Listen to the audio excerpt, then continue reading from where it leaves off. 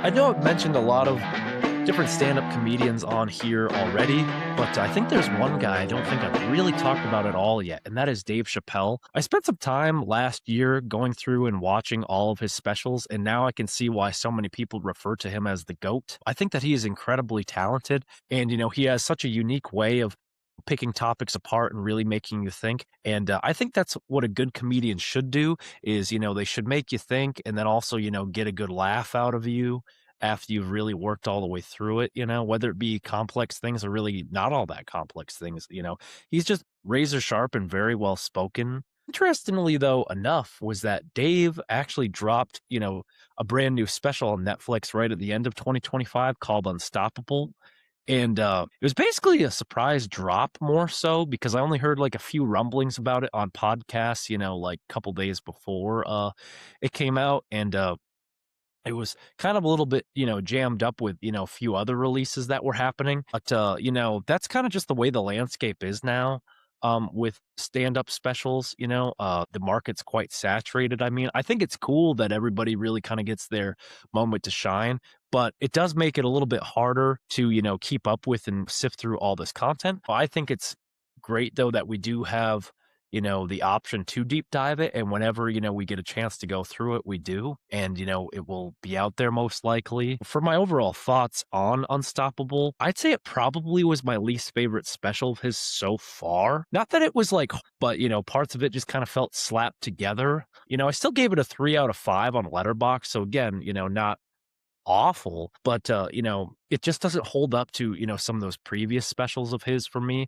Honestly, Sticks and Stones is probably my personal favorite, but if you're a fan of Chappelle, I still say, you should probably check it out and, definitely worth a watch and see what you think. So recently, Bert Kreischer has went on several different podcasts and he has talked about health struggles he has had going on, and he has a blood clot behind his knee. And that just raises the question of, is the party coming to an end?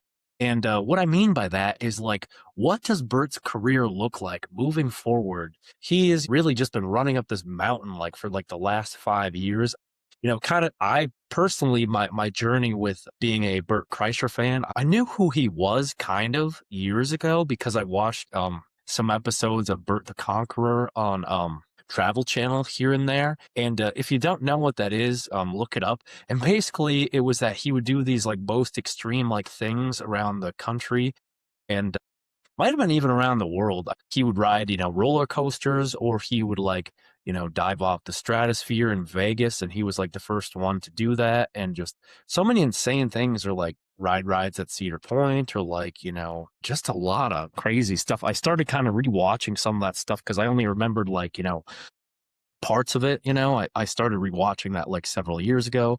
Then I kind of fell off with it. But anyway, I knew Bert from there. And then I really rediscovered him like 5 years ago during the pandemic and kind of discovering what podcasts were. And that is actually all in thanks to Joe Rogan. I'm not sure if it was like he got mentioned on there or if there was just a clip. And that's also how I discovered Tom Segura. And I just went down the rabbit hole. So it's just funny how things kind of, snowball like that. Moral of the story is, I have been a fan of Bert for, you know, almost 5 years now. And I'm sure I still will be always, but it just does make me wonder where things are going in the future. He said himself, he said this tour is the last time he's doing arenas just because he's going to be doing theaters as he gets ready for his special, because I believe he is taping his special in 2027, or at least it will be, coming out in 2027. I'm just wondering when those dates will be, if they would be fall dates or if they would or if he would wait till next year, because like, I think his current tour wraps up in June and I don't see him having that big of a break and stuff before, starting things up again. It makes me curious just of like how things will be, moving forward, just because like, as he's said himself, he is really shocked that he's gotten to the level where he's at, because until a few years ago, like there were not that many comedians performing in arenas and selling them out. So this is quite an impressive feat. And Not that there is any shame with, doing a sold out theater tour for sure. I mean, honestly, comedy is probably better in theaters and clubs, it's a little bit more intimate, but there is something about like the magnitude of of moving that many people in a room, in an arena sized room, just with your voice. Like a lot of people like to put comedy down and say it's the weakest form of art or it's kind of like the sloppiest or, things like that. But I still consider it a very skilled art, to be honest, just because like you're not playing any instruments, you're not really doing anything else, you're not up there painting, you're making people feel things with your voice. Like, I know that might sound basic, but it's just like to laugh or even sometimes too having a more emotional story and, feel with the comedian and feel sad for them of their grief and emotion of whatever they went through at that moment when they're, sharing it with you. Or maybe they can surprise you and scare you. Like, it is just something to move people with just your voice. I mean, yes, you have facial expressions and you can do other gestures and move around a bit, but like mainly it is your voice doing all the heavy lifting, just your voice and not even a singing voice, just, just a talking voice. So that, I don't know, amazes me. And I think about doing that myself sometimes about, trying stand up or even just trying open mics. You never know. But that being said, like, what does the future look like for him? I, kind of saw Bert, even before like, the blood clot, which is relating to obviously some other health issues, it would make me wonder if this is really the push that will put him over the edge to really dial things in, to really, quit drinking for the most part and, uh, dial in on his eating because it's like the guy works really hard. There's no doubt, he gets up and works out in cold plunge and he does the sauna and like all these things. So it's like, he is still like a very, fit guy, all things considered. And you can't like consider him lazy. It is so hard with food because it's a thing that so many of us are addicted to and we need it for survival. It's such a hard and delicate balance with that. I'm not putting Bert or anybody down. I'm just saying like it is hard, it's not easy. So I get that. But I see him more as just sticking with theaters in the future, and I'm sure he'll do clubs here and there, which he kind of already did anyway. Sometimes he would even do clubs on the way in between dates to kind of get ready for stuff, or on the way to like tape a special, like when he'd driving his bus from L.A. to Florida or L.A. to Austin for different things, and he does fly a lot. But I'm just saying he's went that route too, and I think it is great that he goes back to clubs where it kind of all started for him and workshops things and I think all good comedians know, like him, that that's really where you need to work on your stuff and hone your craft is in, clubs and in, theaters. Like those are more of the comedy crowds, especially in the clubs. I don't live in a place that has, comedy club, unfortunately, but if we did, I'm sure I would be there quite a bit.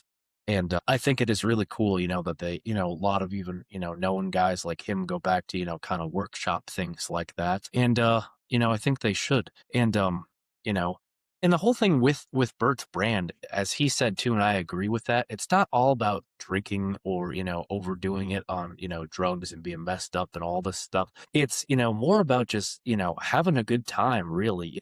Yes, excess is his brand, but I think maybe it could be more switched over to just like still having a great time, no matter what. Like, even if you are, disciplined eating, even if you are like sober, we're all here together to laugh and to have, a moment together to forget about whatever else is happening in our lives, stresses with work or with family or with friends or whatever it may be is that live entertainment takes away that pain that people have. So I still see Bert as putting out, more specials, maybe not as many as he has been lately, because just been, going at it so hard, really just running up this mountain. But I do get it though, too, because like you have to take the flag and run with it while you can, because it's not going to last forever. And we're not here forever. I'm a fan of Bert no matter what he does. And I hope the best for him, and we can always remember the moment in the sun, if he never does an arena again after this tour, if he never does the fully loaded,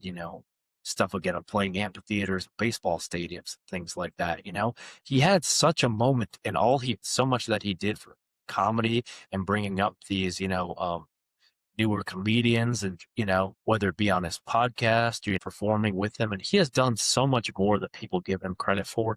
No, he will never be the greatest comic alive, but you got to admit the guy has heart and he has charisma. And I think he is a really good person.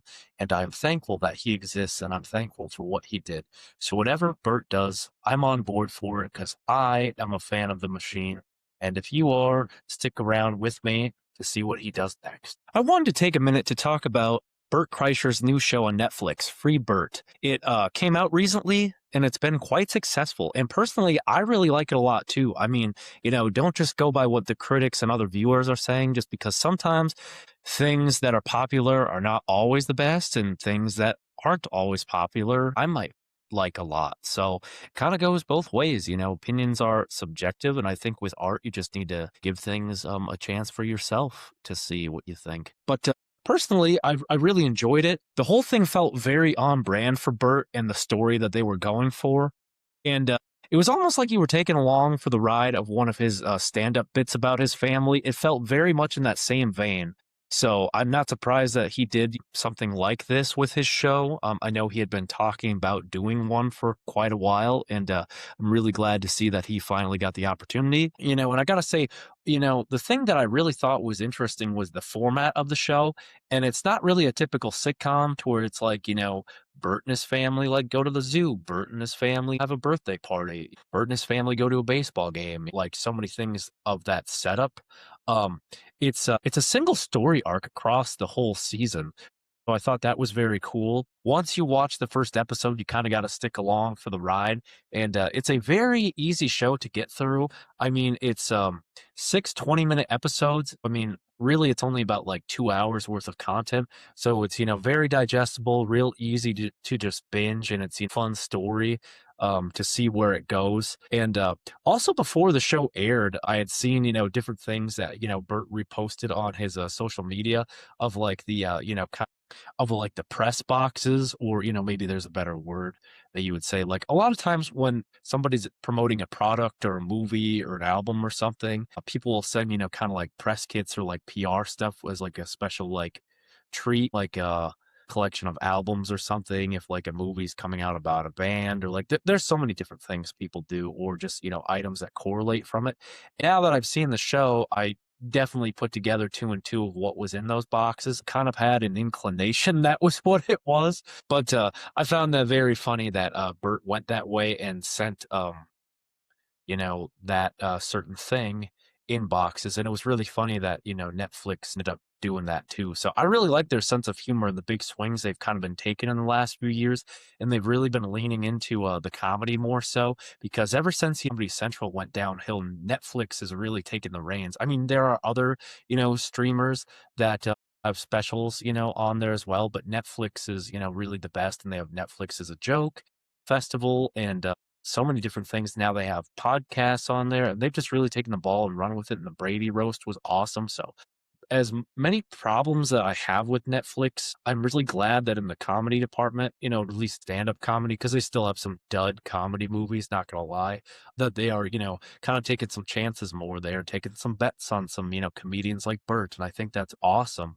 It was also great to hear that, Bert and the cast had such a great time making the show, and it's really no surprise to me, just because, like, Bert really is always on, it seems like, and he's always kind of playing himself, whether that be in a show or in real life. I personally never met him, but the way that he seems to carry himself and interact, that he seems like a really charismatic person and that he cares about his fans. I know he's got a lot more fame and success than he did previous, and he's just built himself up and up. But of what I've seen, at least, is that he seems to be really good guy, and a lot of fun to be around. And it was cool, like I said, to hear that and about his his castmates talk about that on a couple of podcasts, how much fun they had together. And I think that really shines through in their performances, that if you really like what you're doing and you like who you're working with, it really shines through. And I'm really glad to see that Bert is getting more of these opportunities like this. And I honestly hope he gets more acting opportunities moving forward. Maybe he will never be like the greatest actor. Well, he really just plays himself. But if you're a fan of Bert like I am, I'd love to see him in more things. So if you're a fan of the machine, definitely check out Free Bert on Netflix. I also wanted to talk about what I've been watching recently. Actually for January, I only watched about 16 movies, which I know maybe that might be a lot for some of you. And that used to be the way for me, because I would only watch movies every now and then. But for the last probably, 5, 6 years, I've watched so many more movies and TV shows, and it's just kind of my thing. Like, yeah, it is, sort of an addiction, but I just like being able to consume a lot of content, be on the up and up with what's going on. Yeah, it's been more of my goal this year to actually try to watch and knock out a lot more of these TV shows, especially when there's things that only have like, 8, 10 episodes. And it's like I could get through it, within a day or two. And they're just sitting in my list of taking up space. A big thing that I finally got on, and I know, most people been on board with this show for like the past like decade, and I realize I'm really late to the party with this, but I finally started watching Stranger Things. I realized after all this time, it feels like I've kind of been under a rock, but I still did like see a lot of the memes and kind of viral moments pop up on social media. But the thing is, I didn't really get any of that, what that meant. I was like, oh, that looks cool. Or like the 80s vibe and aesthetic looked really neat. But, like, for so much of it, like, the open the door thing, open the door. Like, anyway, and, like, other moments like that, I didn't really understand, and now that I've seen the show, I understand the context of it, so I totally get it. Now I really see why so many people are calling it, like one of the greatest shows of all time and definitely one of the greatest shows of the past decade. And, it's got great writing, great characters, and, a story that's very layered and just, takes you deeper and deeper into the rabbit hole. And my thought with waiting so long to watch this was I was waiting for the final season to come out so then I could kind of binge it all at once, have it all the way through instead of having to wait like, 3 years, for seasons to come out sometimes. I know there were other things that happened like COVID or the writer strikes, but you definitely notice like such a big difference from like season to season when a lot of times it's just supposed to be like the next year. It is just such a big difference because you can see how much the actors have aged. And, that happens with a lot of productions. But I get the hype now. I get why it's so good, and I really do like it a lot. And I love that 80s aesthetic and nostalgia. I love things like The Dirt, and there's other like coming of age movies like Take Me Home Tonight. Or there's so many. I think like We Summon the Darkness was set in the 80s. Yeah, I don't know. I really like being on the up and up of the show now, and that's the way I'm trying to be. And like I said, that's a big goal for 2026 for me personally is to watch a lot more of these TV shows like this. In terms of my rankings, so far, I'd probably say like, season 2 is my least favorite.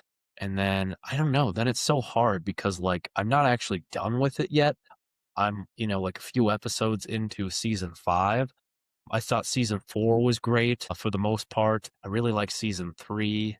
Season 1 is a solid story. Like if they would have just stopped there, I could see that that would have been pretty good because the way they kind of wrote it was that like it could be its own thing if it would have just stopped there. But obviously it had to be, good enough series, to for Netflix to want, more seasons and stuff, and clearly, it was good enough. But I'm just saying, there's just something special about that first season when they were just all so young and we were new to these characters and really getting introduced to Hawkins and all this stuff. I don't know. Then like season 2 wasn't horrible, but it was just that they were separated for so long of it. I did really like that Hopper and Eleven got a lot closer. They had the time in the cabin and they kind of took on more of a father daughter dynamic. And I thought that was really fun. But there was just something, though, about season 3 that was just so special to me. And it just kind of had such a perfect, like, 80s charm, especially, too, moving it to the summertime. I thought was a really good choice. I also like the kind of, the villain more just because, like, I wasn't a huge fan of the Mind Flayer in season 2, but I really liked, how it was represented with that, monster kind of morphing everybody together, and it was very much like a Invasion of the Body Snatchers type thing and, some other stories, and it leaned more into the body horror aspects, like, you could even reference, like, The Thing and stuff like that. But, I don't know, I really like season 3 so much, and season 4 was not horrible. It took a little bit to get going through me, but I think, probably by, like, episode 6 or 7 through, like, the rest of it was just really solid, and I did like the stuff too, with the prison guard and with Hopper, and then that whole thing, how the extraction kinda got screwed up, and then going back to fight the monsters, and then going in to do their part to kinda help the kids even though they're so far away. Like, it was different that they were kinda split up again, a lot of these characters, but yet it still kinda worked. But I don't know, but it did get brought together more towards the end, and I really like the dive episode. I thought that was just so cool of going down to the bottom of the lake and through that gate, and then getting that Steve getting spit out the other side, and then you see like the whole world like actually like change like that. I thought that was just a really cool visual, and and then obviously in the finale, the classic Eddie Munson playing master puppets was just awesome. And again, now I get the context of that because I saw Metallica, post that, or other people, repost that was just an epic moment. And, now I understand it. And that was just so cool. And even, too, at the beginning of season 4, like the Chrissy wake up thing. And again, that made no sense to me because I wasn't, following along at the time. But now I get it. It's been fun actually during this time messaging one of my friends who's seen the whole show and he was following along when stuff actually came out, not years after the fact. Cause he was like, damn, dude, you finally watching it? And I was like, yeah. And I've been kind of texting him back and forth about things like, this thing in season 3, or like, and he'd be like, oh, just wait till the end. It's like cinematic. Or I'd be like, yeah, I didn't really like season 2 all that much. He's like, yeah, me neither. And then, it's been a lot of fun for that. Then we can share in that. And I'd be, told one of my other friends who's only seen, parts of it too. And I was like, dude, you got to watch it. So it's really fun to be able to, now be on board to share stuff like this. And I think so far, season 5 is, just kind of okay, in my opinion. It's not horrible. I know a lot of people are mixed on it. Maybe once I finish it up, I will actually, do kind of a more of a breakdown and ranking of this whole series. So I know it's kind of a little bit half baked right now. But how many of you have seen Stranger Things, and how many of you have still not seen Stranger Things? And are there any other shows like this that you were way late to the party on? Let me know. I'm curious. There is a TV show that I've been watching for a few years now that I feel like not enough people talk about. I don't really think I've ever heard anybody talk about it. And that is School Spirits on Paramount Plus. And season 3 just came out recently. Well, not all of season 3, but the first 4 episodes have been out, and I've just dove right back in. And if you're not familiar with School Spirits, it is a horror drama series that is very well written, and it has these very compelling stories. It's very untraditional in a lot of the things that it does. It's not your typical like kind of haunted house setup. It's very different from anything that I've seen. And again, it is more kind of drama based than horror, but you still do have the horror elements in here with them being, ghosts. It stars Peyton List, who you might know from Jessie or Diary of a Wimpy Kid, and she's great in it. She is the main star, as I said. There are other very good actors in there, but I don't know their names off the top of my head. But I've really enjoyed it a lot. I binged the first 4 episodes, and actually the first 3 were released a couple of weeks ago. They were released in one chunk. I thought they would have only did 2 episodes as a block, but I believe they did something similar when season 2 came out. Yeah, I've been watching along with this show for quite a while, and I really enjoy it. It had been in my list like for a while when there was only 1 season out, and then it was probably like a 2 or 3 year gap before they did a season 2, and I ended up watching like season 1 kind of pretty much right before like season 2 came out. Then I hopped on for that. I don't know, I like it a lot. Like I said, you kind of go deeper and deeper down the well with this story, and it's very well written, like I said, and it's not a Stranger Things ripoff. But I feel like if you like shows like that, I feel like you would enjoy School Spirits, and I think it kind of fills that void now that, Stranger Things is done. Like, I'm still currently catching up on that, but, School Spirits might just do it for you. So, have you seen School Spirits, or are there any other underrated shows that you feel like more people should be watching? Let me know. I finally sat down and watched the Kennedy Center Honors in full for the first time. And man, I gotta say, it was quite the experience. And there was one specific moment that really stood out to me. And that was actually when the inductees were receiving their medals. And this occurred like probably a day or 2 before the main ceremony that was broadcasted. And it was just something to see these absolute icons of music and film in the same room together. I mean, you have, Kiss next to George Strait, next to Sylvester Stallone, and then you have President Trump in there. And it's just, a scenario that you never think you would see all these, this mix of, people together at the same time. But this was just, kind of once in a lifetime event. But the main reason why I really watched the Kennedy Center Honors was for the tribute to Kiss, and that was definitely a standout of the program, I gotta say.